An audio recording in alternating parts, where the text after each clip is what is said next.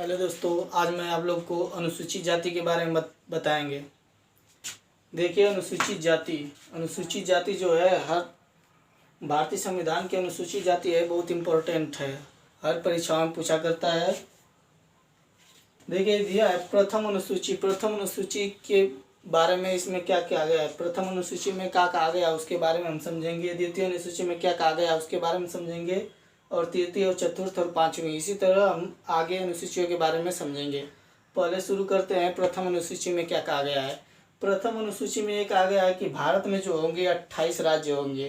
कहा गया था कि भारत में 28 राज्य होंगे। क्या होगा? भारत में 28 राज्य होगा और 8 केंद्र शासित प्रदेश होंगे। भारत में 28 राज्य और 8 केंद्र शासित प्रदेश होंगे। केंद्र शासित प्रदेश भारत में 28 राज्य और 8 केंद्र शासित प्रदेश होंगे। प्रथम अनुसूची में कहा गया है। इतना हमको याद करना है कि प्रथम अनुसूची में क्या कहा गया है, किसके बारे में कहा गया है। तो हमको याद होना चाहिए कि प्रथम अनुसूची में ये कहा गया है कि भारत में 28 राज्य और 8 केंद्र शासित प्रदेश होंगे। और द्वितीय अनुसूची में क्या कहा गया है? द्वितीय अनुसूची में बताया गया है कि वेतन भत्ते और पेंशन जितने भी ये सब हैं, द्वितीय अनुसूची में कहा गया है। वेतन भत्ते और पेंशन द्वितीय अनुसूची में बताया गया है। इसका उल्लेख द्वितीय अनुसूची में किया गया है। वेतन भत्ते और पेंशन का उल्लेख किस अनुसूची में किया गया है? तो द्वितीय अनुसूची में क्या किया गया है। तृतीय अनुसूची में क्या कहा गया है? जैसे राष्ट्रपति, उपराष्ट्रपति, जैसे प्रधानमंत्री होते हैं, उन लोगों को जो शपथ दिलाया जाता है उसके बारे में कहा गया है कि तृतीय अनुसूची में शपथ है। शपथ। तृतीय अनुसूची में क्या कहा गया है? शपथ का उल्लेख किया गया है। तृतीय अनुसूची में क्या किया गया है? तृतीय अनुसूची में शपथ का उल्लेख किया गया है कि किनको किनको कब शपथ कैसा दिलाया जाता है। और चौथी अनुसूची में राज्यसभा की सीटों के बारे में उल्लेख किया गया है। राज्यसभा की सीटों के बारे में उल्लेख किया गया है। राज्यसभा की सीटों के बारे में चौथी अनुसूची में राज्यसभा की सीटों के बारे में उल्लेख किया गया है। और पांचवी अनुसूची के बारे में देखेंगे। पांचवी अनुसूची जो है अनुसूचित जाति,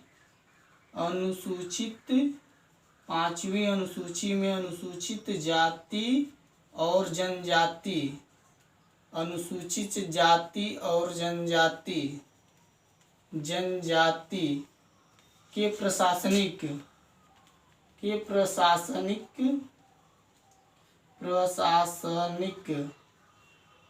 के बारे में उल्लेख किया गया है। पांचवी अनुसूची में अनुसूचित जाति और जनजाति के प्रशासनिक क्षेत्रों के बारे में उल्लेख किया गया है। क्या बताया गया यहाँ पर? प्रथम अनुसूची में 28 राज्य होंगे, 8 केंद्र शासित प्रदेश होंगे। द्वितीय अनुसूची में बताया गया कि वेतन भत्ता और पेंशन के बारे में बताया गया है। तृतीय अनुसूची में बताया गया शपथ के बारे में। चतुर्थ अनुसूची में बताया गया है राज्यसभा की सीटों के बारे में। और पांचवी अनुसूची में बताया गया है कि अनुसूचित जाति और जनजाति के प्रशासनिक क्षेत्र के बारे में बताया गया है।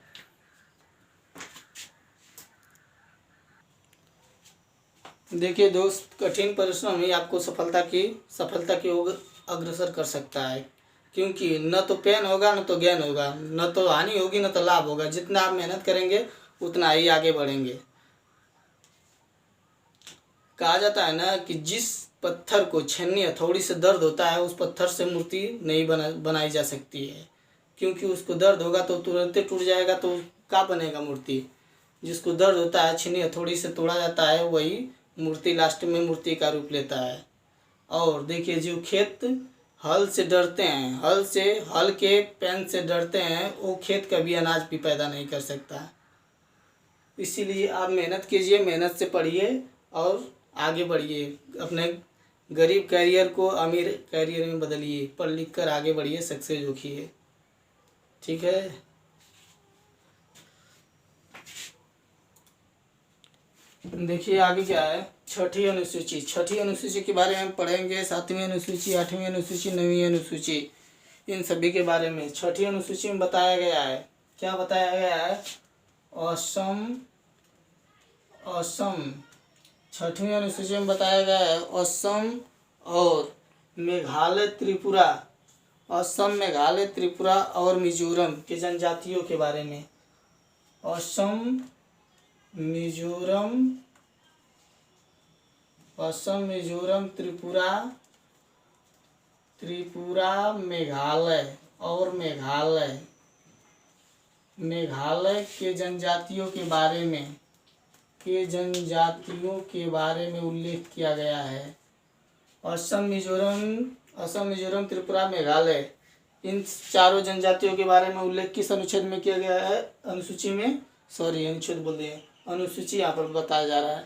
अनुसूची छठी अनुसूची में किया गया है इसका उल्लेख की असम मिजोरम त्रिपुरा और मेघालय जनजातियों का उल्लेख किया गया है। अब देखिए सातवीं अनुसूची आ गया। सातवीं अनुसूची जो है केंद्र और राज्यों के बीच शक्ति का बंटवारा किया जाता है। केंद्र और राज्य, केंद्र और राज्य के शक्ति के बीच बंटवारा, शक्ति के बीच बंटवारा, केंद्र और राज्यों के शक्तियों के बीच बंटवारा का उल्लेख किया गया है अनुसूची नंबर 7 में। अनुसूची नंबर 7वीं अनुसूची में केंद्र और राज्य की शक्तियों के बीच बंटवारा किया गया है, जिसमें कौन कौन शक्ति आती है? संघ सूची, राज्य सूची और समवर्ती सूची। इसके अंतर्गत 3 शक्ति आती है। पहला संघ सूची, संघ सूची, राज्य सूची, दूसरा राज्य सूची, तीसरा समवर्ती सूची, समवर्ती सूची। संघ सूची, राज्य सूची, समवर्ती सूची, ये 7वीं अनुसूची के अंतर्गत आता है। केंद्र और राज्य के बीच शक्तियों का बंटवारा। अब 8वीं अनुसूची के बारे में समझेंगे। 8वीं अनुसूची में क्या होता है? 8वीं अनुसूची जो है जिसमें 22 भाषाओं का उल्लेख किया गया है। 8वीं अनुसूची में इसमें 22 भाषाओं का उल्लेख किया गया है। इसमें 22 भाषाओं का उल्लेख किया गया है। 22 भाषाओं का उल्लेख किया गया है। इसमें 22 भाषाओं का उल्लेख किया गया है। बता दें कि जो प्रारंभ था, प्रारंभ में जब संविधान सभा लागू हुआ था उस समय पहले शुरुआत में 14 भाषाएं थी, बाद में 8 भाषाएं जुड़ी हैं। बाद में कितनी भाषाएं जुड़ी हैं? 8। पहले देखिए इसको बता दे रहे हैं कि 8वीं अनुसूची इसमें 22 भाषाएं हैं। प्रारंभ में 14 भाषाएं थी लेकिन बाद में 8 भाषाएं जुटी हैं। कौन कौन कैसे कैसे जुटी है देखिए। 21वां संविधान संशोधन, 21वां संविधान संशोधन जो हुआ था 1967 में हुआ था। कब हुआ था? 1967 ईस्वी में हुआ था, जिसमें सिंधी भाषा को जोड़ा गया। सिंधी भाषा को 15वें नंबर पर जोड़ा गया। कब जोड़ा गया? सिंधी भाषा को 15वें नंबर पर जोड़ा गया। अब 71वां संविधान संशोधन हुआ। जब 71वां संविधान संशोधन हुआ 1992 में। कब हुआ था? 1992 में, जिसमें जोड़ा गया। देखिए बोडो, डोगरी, मैथिली, संथाली, इनको नहीं जोड़ा गया था। इसमें जोड़ा गया था कोंकणी, मणिपुरी और नेपाली भाषाओं को। कौन कौन? कोंकणी, मणिपुरी और नेपाली 3 भाषाओं को जोड़ा गया था। 71वां संविधान संशोधन 1992 में जब हुआ था तो कोंकणी, मणिपुरी और नेपाली तीनों भाषाओं को जोड़ा गया था। अब फिर जब 92वां संविधान संशोधन हुआ, 92वां संविधान संशोधन 2003 में हुआ। कब हुआ था? 2003 में हुआ था। इसमें बोडो, डोगरी, मैथिली, संथाली 4 भाषाओं को जोड़ा गया था। बोडो, डोगरी, मैथिली और संथाली। बोडो, डोगरी, मैथिली और संथाली 4 भाषाओं को जोड़ा गया था 92वां संविधान संशोधन में। 4 गोए 3 गोए 4 3 7 1 8 इन सब भाषाओं को अलग अलग समय में अलग अलग संविधान संशोधन के तहत इसमें जोड़ा गया है। शुरुआत में 14 थी, बाद में 8 को जोड़कर 22 हो गया है। वर्तमान में कुल 22 भाषाएं हो गई है। 8वीं अनुसूची के अंतर्गत आता है। अब देखिए 9वीं अनुसूची आ गया। 9वीं अनुसूची जो है, 9वीं अनुसूची है जो क्षेत्र से संबंधित है, अपने क्षेत्र से संबंधित है। जैसे भूमि सुधार उधार होता है उससे संबंधित है। भूमि सुधार से संबंधित है। 9वीं अनुसूची भूमि सुधार से संबंधित है। भूमि सुधार से संबंधित है। अब 10वीं अनुसूची जो आता है दल बदल से संबंधित है। दल बदल से संबंधित है। 9वीं अनुसूची भूमि सुधार से संबंधित है और 10वीं अनुसूची दल बदल से संबंधित है। इस प्रकार देखिए फिर से अब रिपीट कर दे रहे हैं। छठी अनुसूची है असम। छठी अनुसूची में कौन कौन किसको किसको जनजातियों के बारे में उल्लेख किया गया है? असम, मिजोरम, त्रिपुरा, मेघालय, इन चारों जनजातियों के बारे में उल्लेख किया गया है। असम, मिजोरम, त्रिपुरा, मेघालय के बारे में जनजातियों के बारे में उल्लेख किया गया है। 7वीं अनुसूची में केंद्र और शक्तियों के बीच बंटवारा किया गया है, जिसमें बताया गया है कि 3 शक्तियाँ हैं, संघ सूची, राज्य सूची और समवर्ती सूची में 3 सूचियाँ हैं। और बताया गया कि 8वीं अनुसूची, इसमें 22 भाषाओं का उल्लेख किया गया है। जिस पहले बताया गया था कि पहले शुरुआत में 14 भाषाएं थी, लेकिन बाद में 8 भाषाएं और जोड़ दी गई।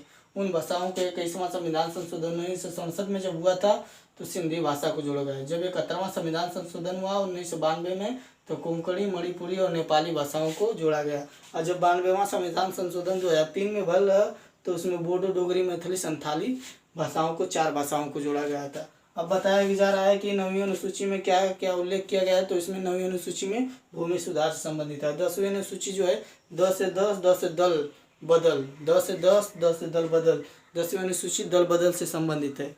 देखिए आप लगातार पढ़ते रहिए, अगर पढ़ेंगे याद करेंगे तो ये इम्पोर्टेंट है,